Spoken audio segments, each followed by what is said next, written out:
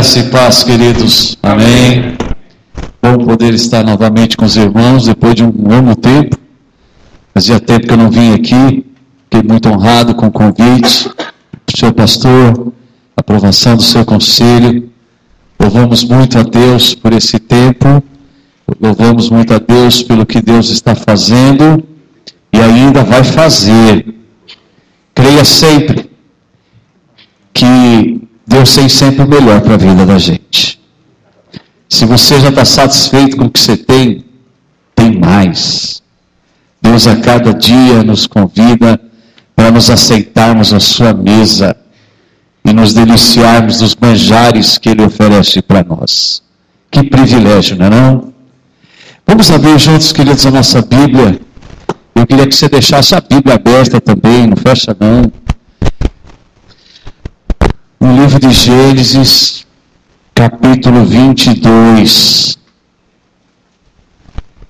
Gênesis, capítulo 22. Veja aí se tem alguém perto de você sem Bíblia, com dificuldade. Hoje o negócio está meio diferente, não está? Hoje eu falo assim, vamos abrir a nossa Bíblia, e eu começo a ver assim, a turminha fazer assim, ó. Eu falo, meu Deus. Outros então trazem o iPad. Chique, né não? Tem gente com iPad aí? Levanta a mão. Estão com vergonha. Na igreja onde eu sou pastor, a pessoa só fica assim, ó. Eu falo, esse povo está mandando mensagem, torpedo, dizendo, pastor está picando fumo. Ou mensagenzinha ruim, não acaba o culto. Nada, estou com a Bíblia aqui. E tem uns chips aí do último, que os caras ainda colocam em várias traduções. Tem uns lá que pegam o texto em inglês. Coisa fina, sensacional. Coisa boa, né? Graças a Deus pela tecnologia, né? Vamos colocar de pé?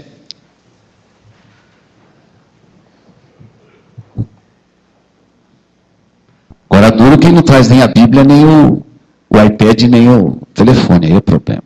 A telefone ninguém deixa, né? Muito bem. Gênesis 22. Vamos ler de maneira alternada. Depois dessas coisas, pôs Deus Abraão à prova e lhe disse, Abraão, este lhe respondeu, eis-me aqui, homens. Acrescentou Deus, toma teu filho, teu único filho, Isaque, a quem amas, e vai-te à terra de Moriá, oferece-o ali em holocausto, sobre um dos montes, e eu te mostrarei. Mulheres.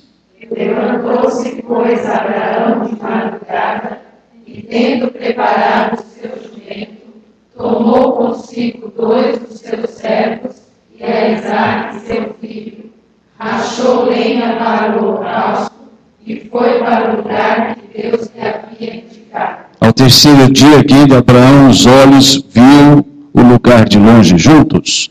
Então disse a seus servos, esperai aqui com o jumento, eu e o rapaz iremos até lá, e havendo adorado, voltaremos para junto de vós. Mulheres. Tomou Abraão a lenha do holocausto, e a colocou sobre Isaque, seu filho. Ele, porém, levava nas mãos o fogo e o cutelo.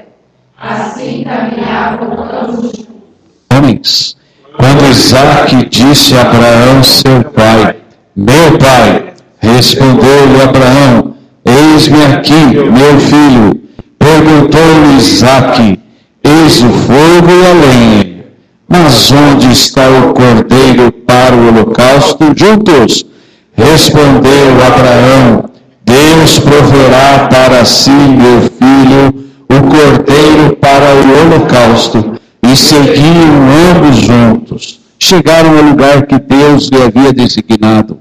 Ali edificou Abraão um altar sobre ele, dispôs a lenha, amarrou Isaque, seu filho, e o deitou no altar em cima da lenha. Homens. E estendendo a mão, tomou o cutelo para imolar o filho. Mulheres. Mas do céu lhe bradou o anjo do Senhor: Abraão, Abraão. Ele respondeu: Eis-me aqui. Juntos, então lhe disse: não estendas a mão sobre o rapaz e nada lhe faças, pois agora sei que temes a Deus, porquanto não me negaste o filho, teu único filho. Mulheres. Tendo Abraão erguido os olhos, viu atrás de si um carneiro preso pelos chifres entre os arbustos. Tomou Abraão o carneiro e o ofereceu em holocausto em lugar de seu filho. Juntos. E pôs Abraão por nome àquele lugar: o Senhor proverá. Daí dizer-se até o dia de hoje: no monte do Senhor se proverá. Então do céu bradou pela segunda vez o anjo do Senhor a Abraão: homens, e disse: jurei por mim mesmo, diz o Senhor, porquanto fizeste isso e não me negaste teu único filho. Juntos, que devera te abençoarei e certamente multiplicarei a tua descendência como as estrelas do céu e como a areia na praia do mar. A tua descendência possuirá a cidade dos seus mulheres. Nelas serão benditas todas as nações da terra, porquanto obedeceste a minha voz. Juntos. Então voltou Abraão aos seus servos, e juntos foram para Berseba, onde fixou residência. Vamos orar mais uma vez. Senhor, nós estamos aqui na presença do Senhor, com temor e tremor na presença. Não viemos aqui, ó Deus, de qualquer jeito, e não queremos continuar de qualquer jeito. Queremos ao contrário, Senhor. Queremos estar sendo sensíveis a tudo aquilo que o Senhor está mostrando para nós, aquilo que o Senhor, ó Deus, está sinalizando para a gente. Queremos ouvir a tua doce voz, aquela voz tão maravilhosa e incomparável, que faz todo sentido. Queremos, ó Deus, ver o Senhor realmente fazendo coisas grandiosas no meio do teu povo. Amém. Por isso, Senhor, fala nosso coração.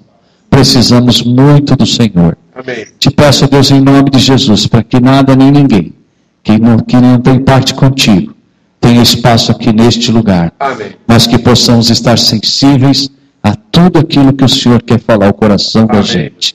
Ao Senhor toda a glória, em nome de Jesus. Amém, Senhor. Amém. Vamos aceitar, deixe sua Bíblia aberta, por favor.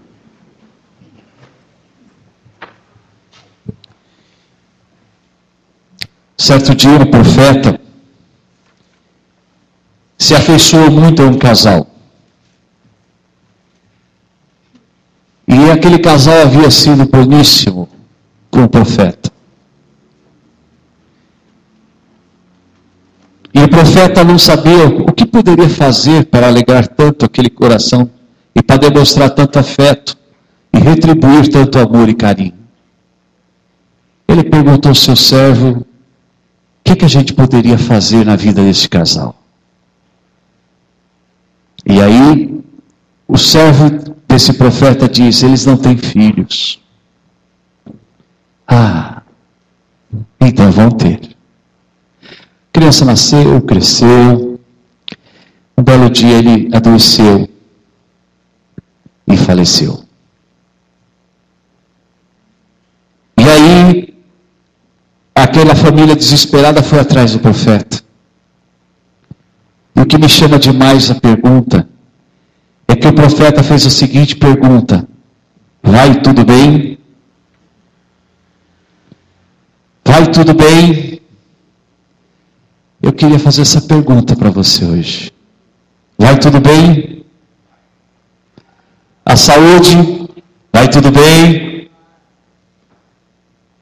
O emocional? Vai tudo bem? A área afetiva? Vai tudo bem? O casamento? Vai tudo bem?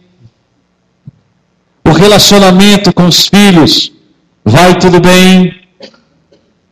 O relacionamento com os pais, vai tudo bem. O relacionamento entre os irmãos, vai tudo bem, porque família é tudo igual, só muda de endereço, não é não?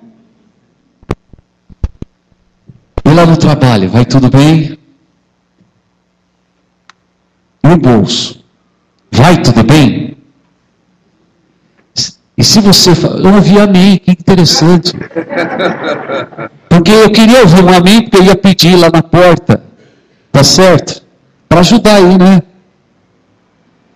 Queridos, como é difícil a gente conseguir dizer, vai tudo bem.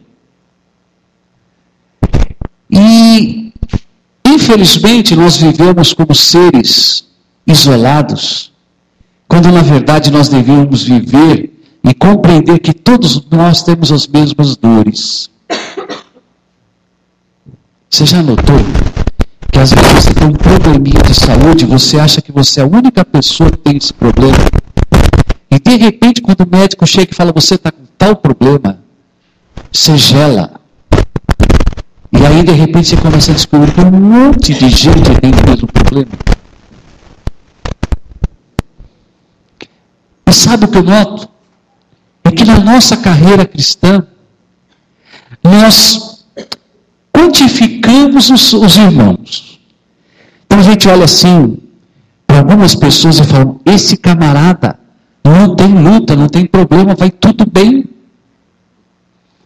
Sabe aquele lance? Que as pessoas medem você por quem você é, pelo carro que você tem? Mal sabe a pessoa que de repente o carro está financiado em 120 meses. E quando eu cheguei na igreja de São Caetano, tinha um camarada, vocês imaginem, em 91 tem uma BMW. Uau! O cara chegava na igreja de BMW, os irmãos babavam. Não invejavam, porque crente não é invejoso. Não é verdade?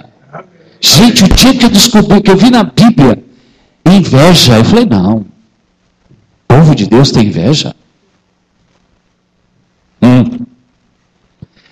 Mas depois de um tempo, sabe aquele lance que você vai comendo um quilinho de sal, um pouquinho de sal todo dia, tá?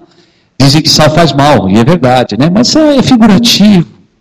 Aí eu descobri que o camarada não tinha dinheiro, a não ser para colocar 5 contos de gasolina para ele ir no domingo na igreja só para mostrar que tinha uma BMW.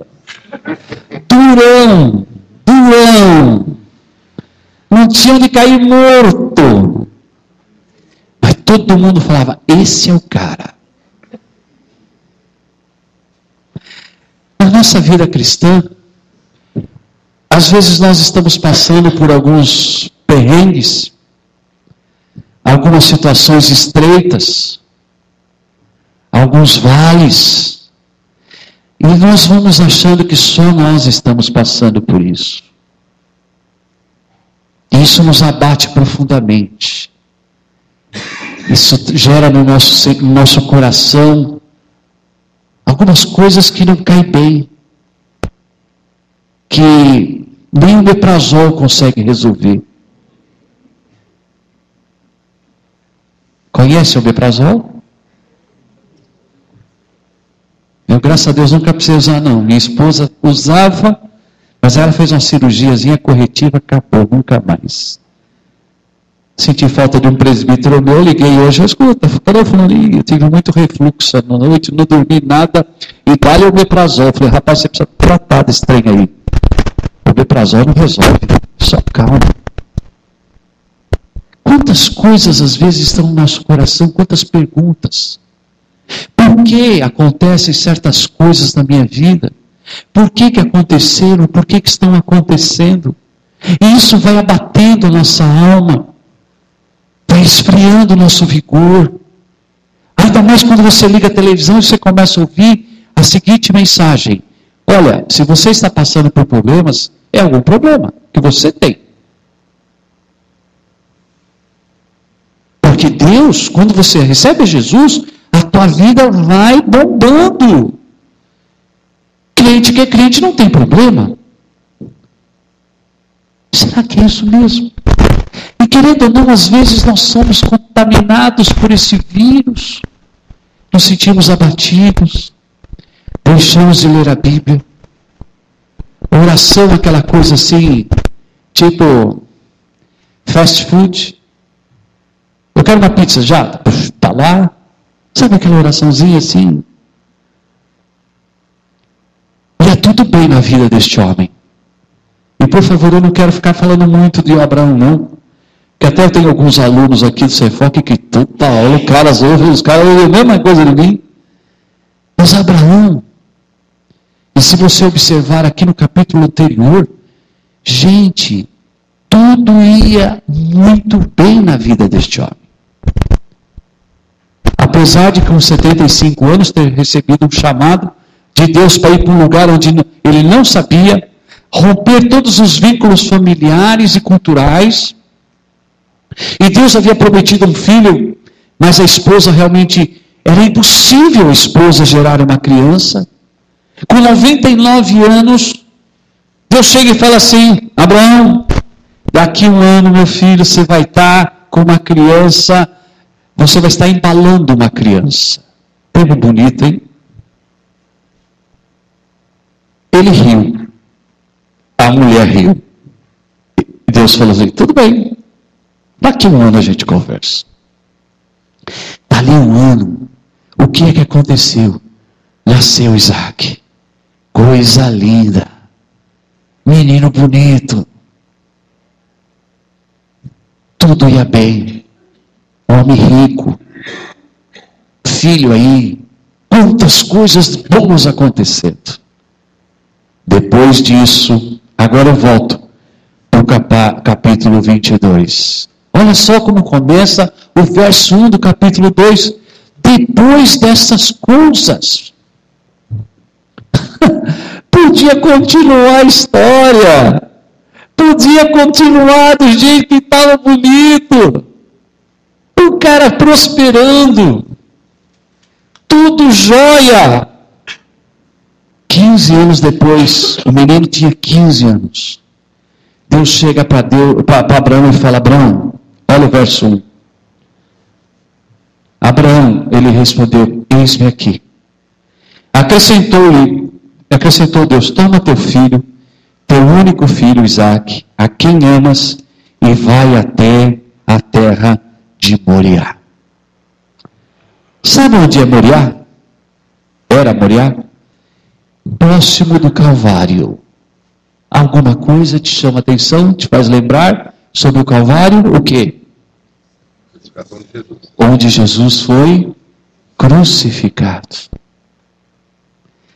Ele chega e fala assim: olha, toma teu filho, teu único filho, a quem amas, e vai até a terra de Moriá, e oferece-a como sacrifício.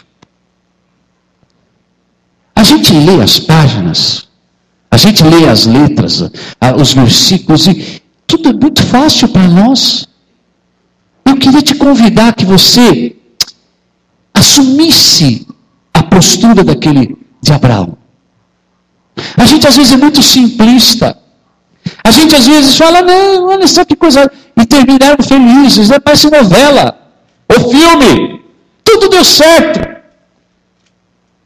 Só que isso você acha na vida dos outros, porque na sua vida tem horas que você fala: ixi, não sei o que vai dar não. Eu acho que eu cheguei no fundo. Eu acho que dessa eu não escapo. Quantas vezes você já disse isso?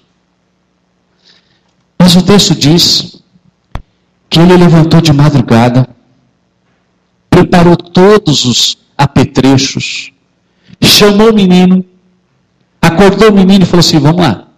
Pegou 2 servos e caminharam. 3 dias depois, eles viram o lugar ao longe. Abraão fala assim: ficai aqui, porque eu e o menino iremos e voltaremos. E foram. Caminharam mais um pouco, até que chegaram no lugar onde Deus havia estabelecido.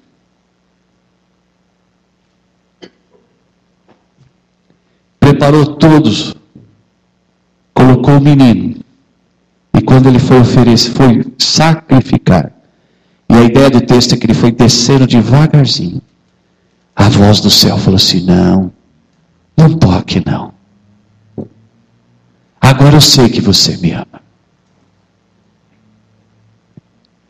O texto nos diz que Deus fala assim: Abraão, olha para trás, havia um animal para ser sacrificado no lugar daquele menino. E voltaram felizes e continuaram a caminhada. Bonito, não é não? Mas e você? Vai tudo bem? Como nós temos dificuldade de conviver com as provações? Como nós temos dificuldade de aceitar os ventos contrários da nossa vida? É óbvio que eu posso falar uma série de coisas aqui, dizer assim: olha, os fios de cabelo da sua cabeça, se são muitos ou são poucos, todos eles são contados por Deus, e nenhum deles cai se não tiver a permissão de Deus.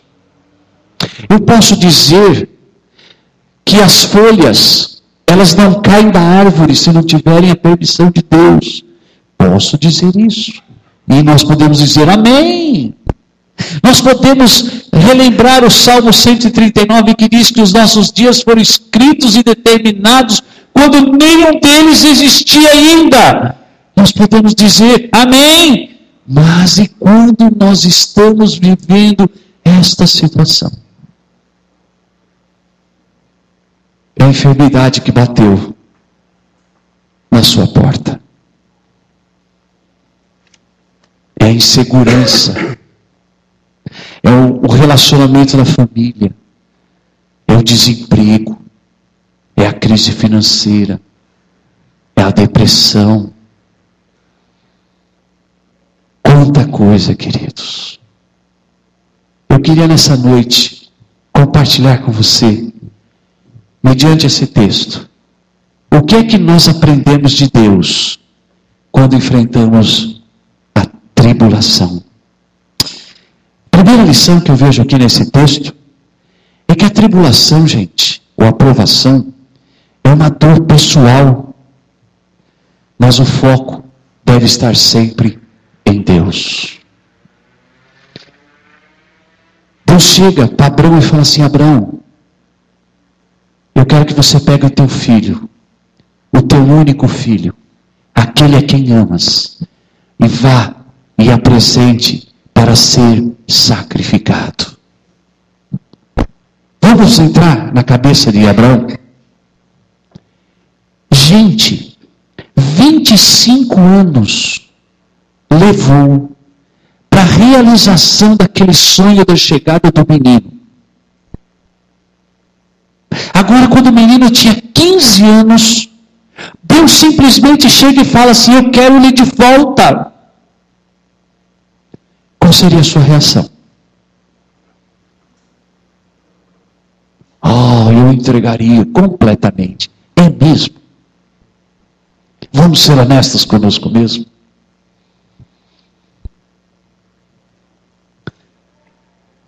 O texto nos diz, queridos, aqui, de uma maneira muito interessante, é que ele se levantou de madrugada e, tendo preparado o seu jumento, tomou consigo 2 dos seus servos e Isaque seu filho, rachou a lenha para o holocausto e foi para o lugar onde Deus havia lhe indicado.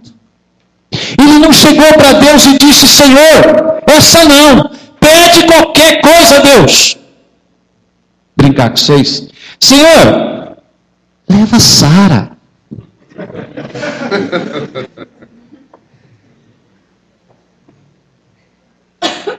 É Sara mesmo? Leva. Deus já está descendo a serra da boa esperança. Senhor, eu ainda estou vigoroso, Senhor, mas ela, tadinho, Senhor.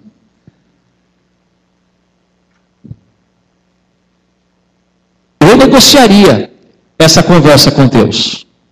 Ok, Deus, eu vou daqui Uma semana, tá bom, Deus?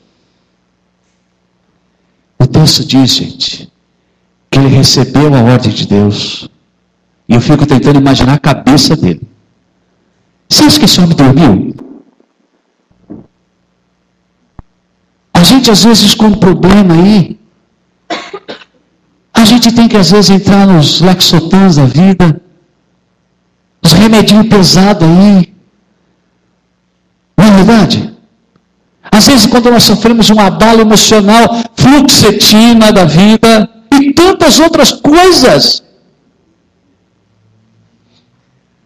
Só que este homem, chamado Abraão, ele compreendeu uma coisa, que aquela dor que ele estava vivendo era dele.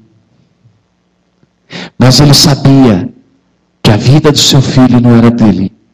A vida do seu filho era de Deus. Porque Deus havia dado aquele filho. Ele sabia, ele compreendeu que a vida dele não pertencia a ele.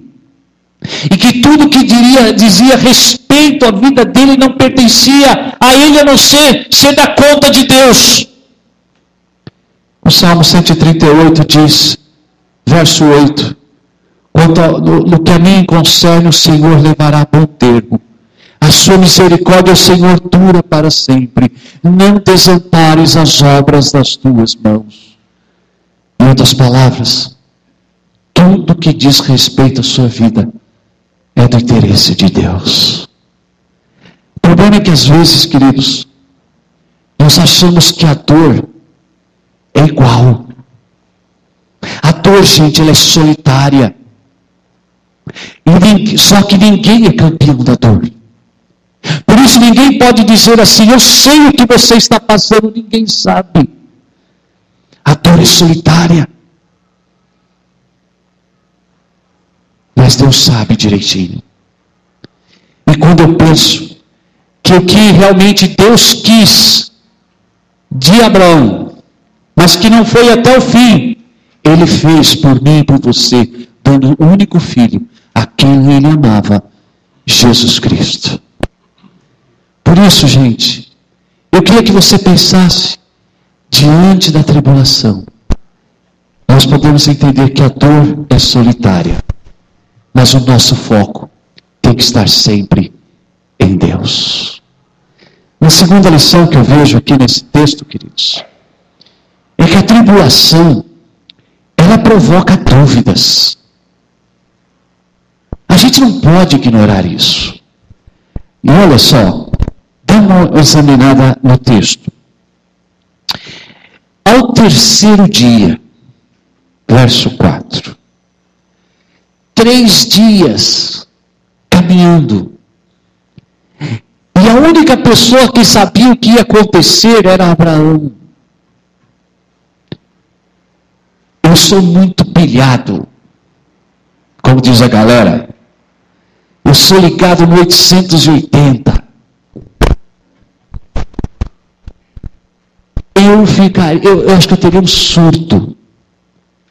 Eu acho que nas primeiras horas, quem sabe teria que ser levado rapidinho para uma emergência para cuidar do coração velho aqui. E sofredor. Mas alegre. Campeão. 3 dias, gente. 3 dias carregando. E eu fico tentando imaginar assim. Ele andando por aquela estrada, ele olhava para o menino e falava, é 1 hora a menos. É 1 quilômetro a menos. Quando você enfrenta algum problema de saúde, e que você sabe que a situação não vai muito adiante, não dá um sentimento de dizer assim, até quando? Até quando vai se estender esse processo doloroso? Você vê um ente querido seu deitado na cama, você vê que está em sofrimento e você fica naquela angústia. A impotência é tanta que você não pode fazer absolutamente nada por aquela pessoa. E você fica perguntando até quando? dúvidas ou não vêm? Acontece uma catástrofe na vida da sua família. E você pergunta, por que isso? O desemprego, que até então batia somente nas salas do lado, de repente bateu na sua sala. Por que eu? Gente, a tribulação gera dúvidas. Ele podia chegar e perguntar a Deus, por que logo a ele? Ele é o filho da promessa, Senhor. O Senhor lembra que o Senhor me chamou lá? O Senhor disse que a partir de mim ia sair uma grande descendência. Senhor, por quê? Sabe, queridos, essas dúvidas, elas são humanas. E a tribulação provoca dúvidas, sim. Mas é interessante que Deus sempre garante a provisão. E se você observar o texto, muito interessante, no verso 5 ele diz aos servos, esperai aqui, com o jumento, eu e o rapaz iremos até lá, e havendo adorado, voltaremos para junto de vós. E por favor, não ache que aqui é simplesmente uma jogada gramatical, de ao invés de estar usando a primeira pessoa, eu usar a primeira pessoa do plural. Hoje é moda. Ao invés de dizer os sentimentos da gente, a gente fala assim, o Nilce pensa sobre isso. Jogador de futebol gosta muito de usar assim a terceira pessoa. Ou então, às vezes, nós queremos expressar uma profunda humildade, ou pseudo-humildade, e nós jogamos a primeira pessoa, nós pensamos nisso. Mas, na verdade, o que ele está fazendo, ele estava dizendo em outras palavras o seguinte. E o autor aos Hebreus, ele descreve. Ele tinha uma convicção tão grande, que mesmo que aquele menino fosse sacrificado, Deus era poderoso para ressuscitar.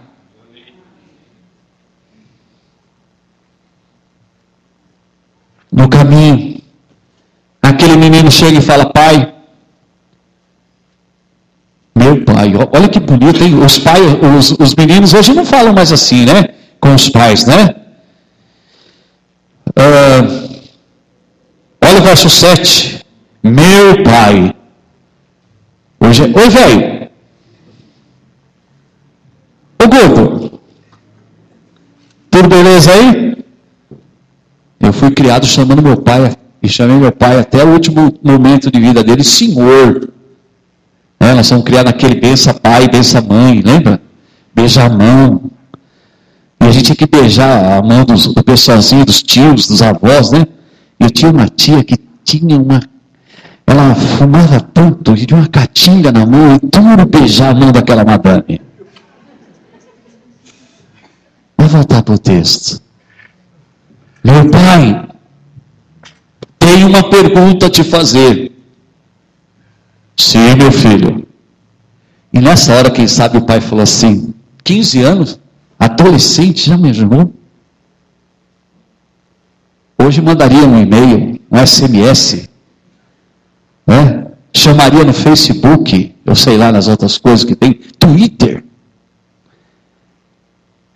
Quem sabe nessa hora ele falou assim, meu Deus, essa é a pergunta que eu não queria.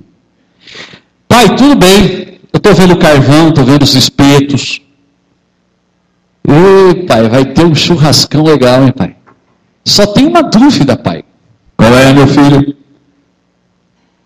Cadê a oferta do sacrifício? Qual foi a resposta de Abraão? Vamos falar juntos? Deus proverá.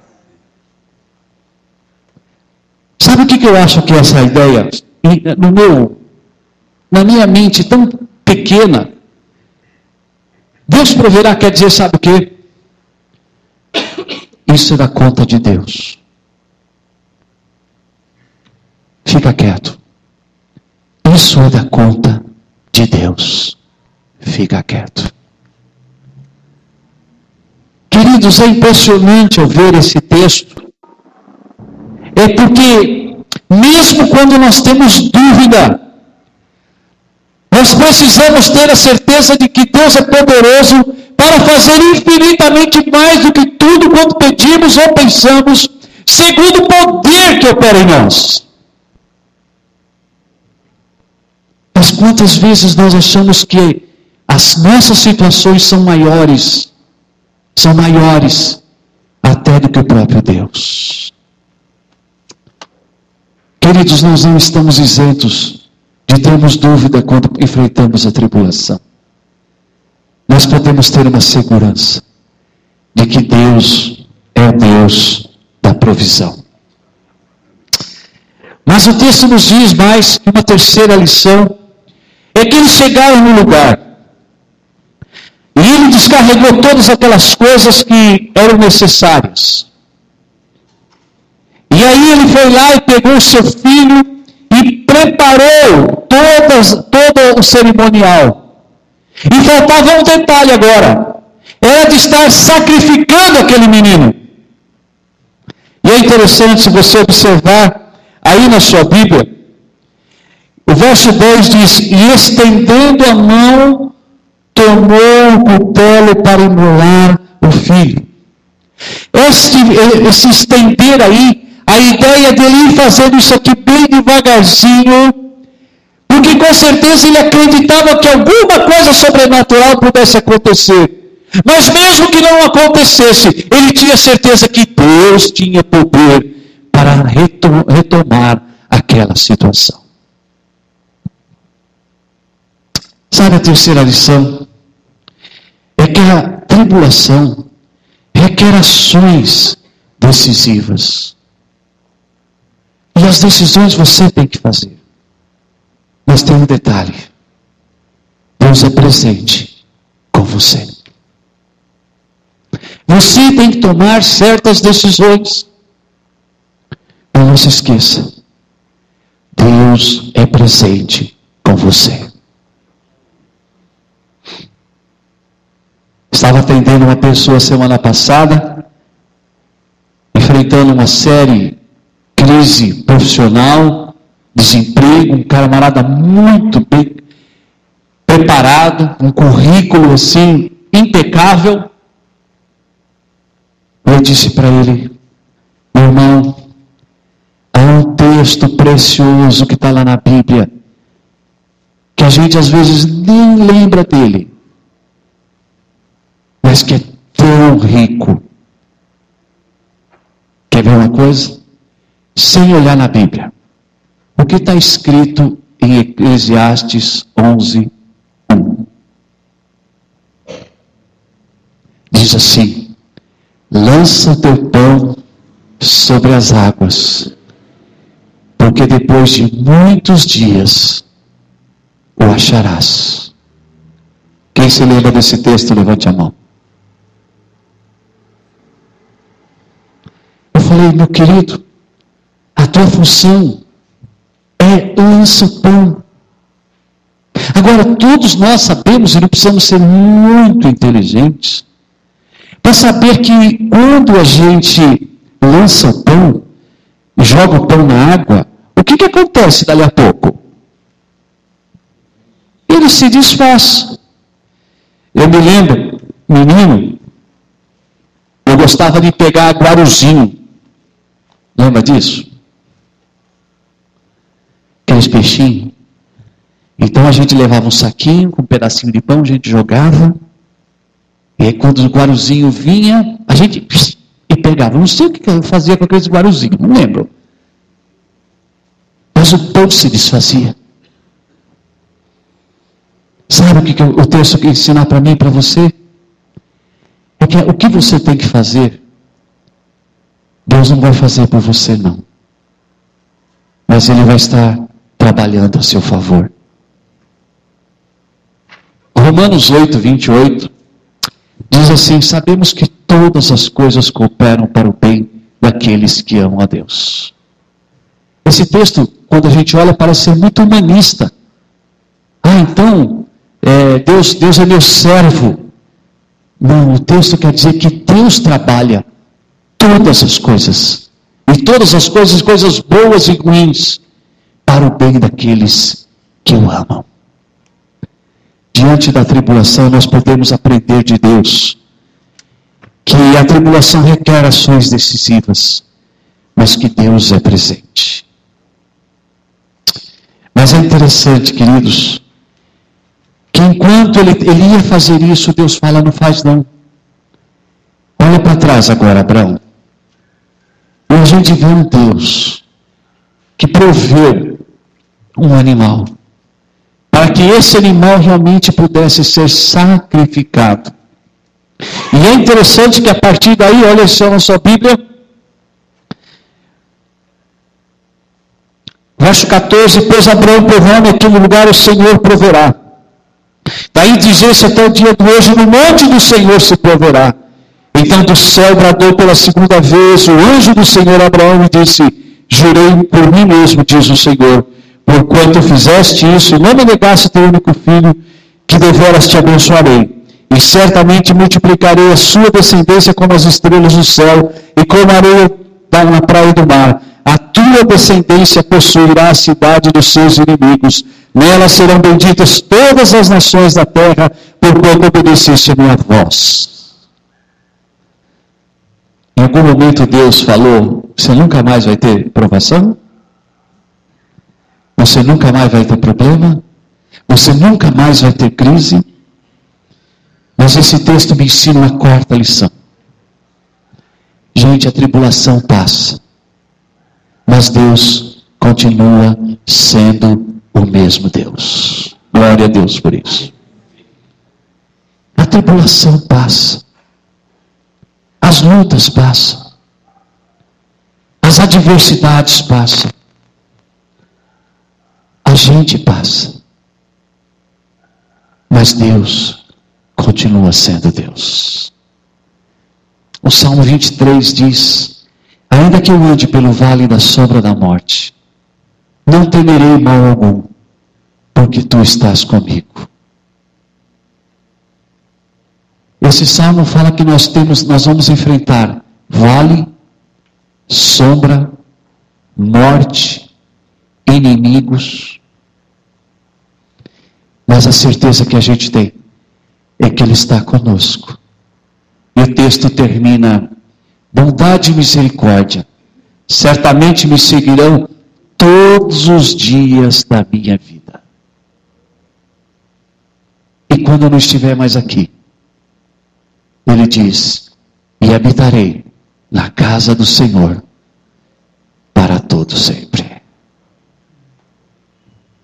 Sabe, a tribulação passa, mas Deus continua sendo Deus. Quero concluir perguntando de novo, vai tudo bem? Eu sei que existem coisas na sua vida que não vão tudo bem. Mas eu quero te fazer um desafio hoje. Aqui mesmo que as coisas não vão tudo bem, que você possa estar focado em Deus. Mesmo que a tribulação esteja aí mostrando, fazendo careta para você, foque os seus olhos em Deus. Mesmo que a tribulação esteja provocando dúvidas, creia, Deus garante a provisão. Mesmo que Deus esteja pedindo para você algumas coisas, faça aquilo que Deus está mandando. Mas olha, não se esqueça que Ele está presente. E por fim, saiba, a tribulação passa, mas Deus continua sendo Deus. Eu queria orar com você nesse momento. Queria que você curvasse a sua cabeça. Eu não sei a sua luta, a sua dificuldade, não conheço as suas dores, mas eu sei que você pode nesse momento estar dizendo para Deus sobre ela. Que privilégio maravilhoso. Eu queria que você agora nesse momento pudesse estar colocando diante de Deus cada uma das suas dores. Dá nome para elas. Quem sabe são tristezas, preocupações, ansiedade. Fala com Deus sobre isso. Por favor. Conversa com Ele. Abra o jogo. Ele sabe tudo, mas Ele quer ouvir a tua voz.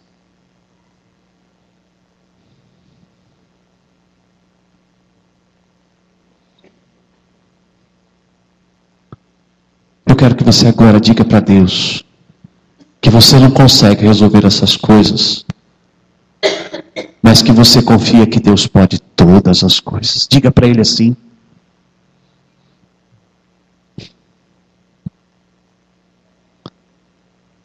Ó Senhor, o Senhor conhece cada um de nós aqui pelo nome. Foi o Senhor que nos criou, o Senhor que nos dotou de todas as nossas peculiaridades. O Senhor, ó Deus, sabe tudo da vida da gente, o que a gente sente, o que a gente enfrenta, quais são os desejos do nosso coração, quais são as nossas dores, as nossas frustrações, as nossas decepções, os nossos inconformismos.